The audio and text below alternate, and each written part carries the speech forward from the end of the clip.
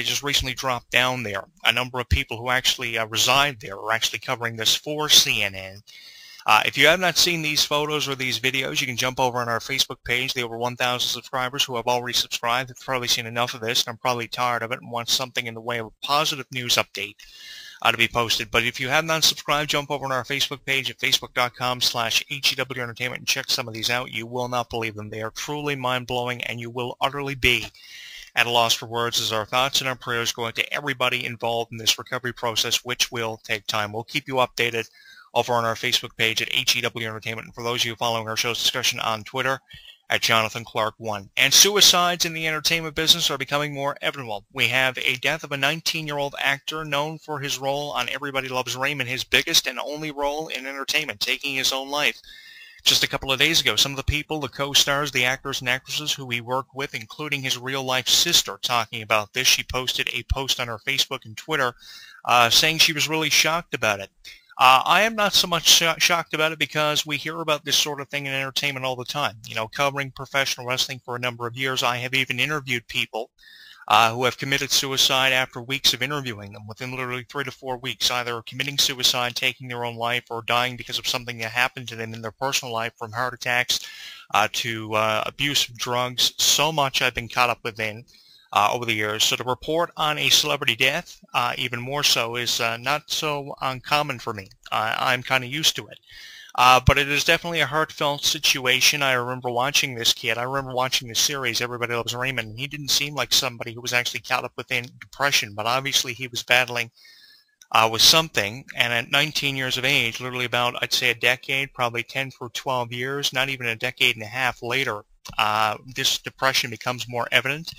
I assume he was seeking help for it, but he shut it out at some point. And I think what it is, you know, after having dealt with suicide for a long time in my life, and just recently dealing with suicide from the suicide of my dad, which happened last year, depression happens to people that you least expect it to happen to. It happens to the best of us, and it just gets to a point where we realize that this is the only way out for us. I think depression takes a hold of you. More people than enough don't know how to handle it. More people than enough don't know how to cope with it, and they see death as the only way out, which has not made sense to me a lot over the years. But, you know, if you're in so much pain and you feel that it's the only way out, then you should not be held accountable. People should not jump to criticism and say, you know, well, he took the cowardly way out, even though it is a cowardly way out. This is why we have Suicide Prevention Week and everything every year. It's because some people get to that point in their life when they realize that this is the only way out for them. It may be the only way out for them too, because they don't want to live with a disease. They're probably battling a certain issue. Maybe depression has taken a hold of them. There are a lot of unanswered questions about depression. There's also the bipolar issue, where people allegedly hear voices in their head. Even though I have never experienced it, I can only imagine how terrifying that is. So, you know, it just happens. It's just, you know, an everyday thing that happens. If it wasn't going to be this 19-year-old, it probably would have just been somebody else. You know, people are found dead all the time. It affects people in different ways. Obviously, his family is very distraught over it, and definitely our hearts and our prayers go out to everybody affected by this, the friends and the family of this 19-year-old, who I can remember. I wasn't exactly a diehard fan, a religious watcher of Everybody Loves Raymond, but it was definitely one of the more popular sitcoms in prime time, and it's just unfortunate this had to happen the way that it did. There are tribute videos, there are exclusive interviews with the cast members, the actors and the actresses who worked closely with this 19-year-old. They said that they would act again after they finished up Everybody Loves Raymond, but the thing is, they never did act again. You can see the videos over on our Facebook page, as well as exclusive photos and updates, facebook.com/HEW Entertainment. And earlier on in the show, for those of you just joining us, we talked about everything from Pepsi replacing its sweetener to a stage collapsing on 17 members of a high school musical, a school production turning disastrous. And we also talked about Grey's Anatomy bringing in over 9.4 million viewers, making it the #1 most watched primetime television show because of the death of Patrick Dempsey's character. I couldn't even believe it myself when I saw the numbers statistically released for Grey's Anatomy, that special that dropped a couple of nights ago. And to follow up with this, we're going to get a 2-hour special of Grey's Anatomy. They're going to be bumping Scandal. For more information on this, you can go to their official Facebook fan page, which has millions of subscribers and millions of followers also on their Twitter. So many celebrities, so many fans of the show in particular talking about it throughout social media. And as I mentioned here earlier on in the broadcast, Patrick Dempsey tweeted out on Twitter that he felt that it was time for his character to go after a 10-year relationship with his on-screen wife. I have a lot of respect for Dempsey being very open about this, and 9.4 million obviously felt the same way after watching him, becoming used to him on the show for the last 10 years. 10 years is a long time, and it's been said to me many times over the years, once you do something for 10 years, you play a role, say as a character, for over 10 years for argument's sake and disputing it, after 10 years, you should move on with your life and do something else. And we'll see him again. Maybe not on Grey's Anatomy. Maybe he'll come in for a special appearance on the show by the time the series has its series finale a number of years from now. Don't see it ending anytime soon. Maybe he'll come in for a guest appearance like so many do when they finish up full-time roles. But I think we're going to see him again, if not on Grey's Anatomy, doing something else with entertainment. It seems like he had a great time on there, and he just felt it was time for him to go. So many people speaking out about this.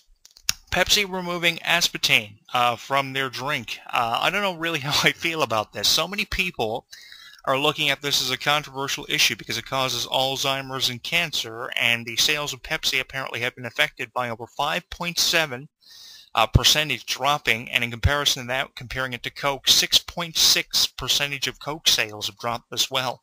I wonder how Coke's going to try to counteract this and probably capitalize on Pepsi eliminating aspartame, or will it even affect Pepsi sales? Because there are so many addicts out there of Pepsi. As I alluded to here earlier on in the show, I was always an addict of Pepsi myself. I couldn't go a day from about the ages of probably 5 through 10 without at least 3 or 4 cans of it, like many of us, because we can't say that probably so many of us are addicted to it, because all of us have been addicted to it at some point in our lives. I know people that go through bottles and bottles and bottles and bottles and bottles of Pepsi and don't know where to stop with it. So, the response of this has been very diverse. I appreciate diversity, as I've said many times over the years, but it's going to be an interesting story to follow. This is effective as of June of this year, which is interesting. We're keeping up on it for you over on our Facebook page at facebook.com/HEW Entertainment, as I briefly alluded to here earlier during the broadcast. Really looking forward to finding out what the follow-up to this is, because it's been a constant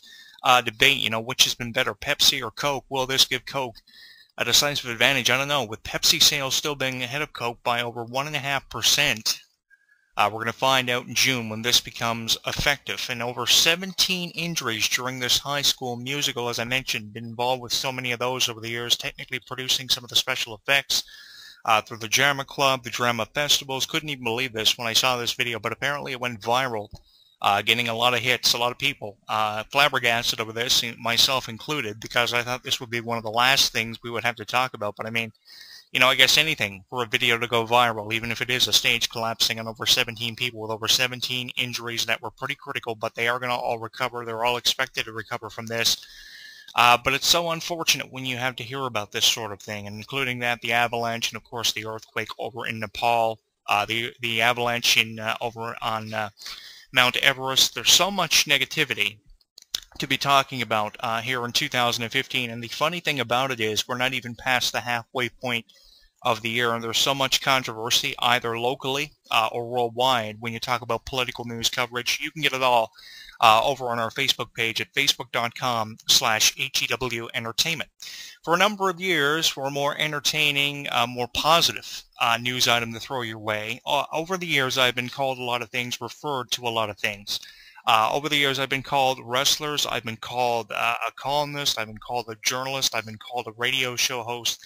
There hasn't been one distinction that someone could put on me, one decisive distinction, despite the conflict that has surrounded my character over the years, calling himself the most attractive man in professional wrestling and entertainment.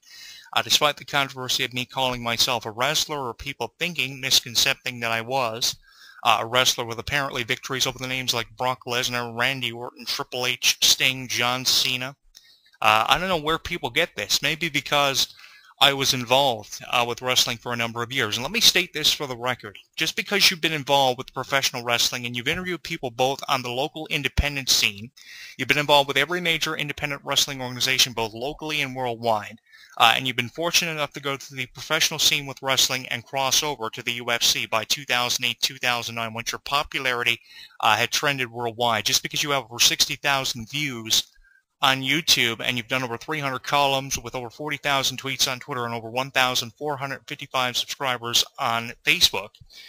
Just because you've accomplished a lot in professional wrestling does not mean you are an actual wrestler. And there are people who have kind of mocked me. There are people who have criticized me, jumped to criticism, because allegedly I've referred to myself as a wrestler. The only thing I've ever referred to myself as was a journalist or someone who had documented professional wrestling since 1999. In 1999, this website premiered.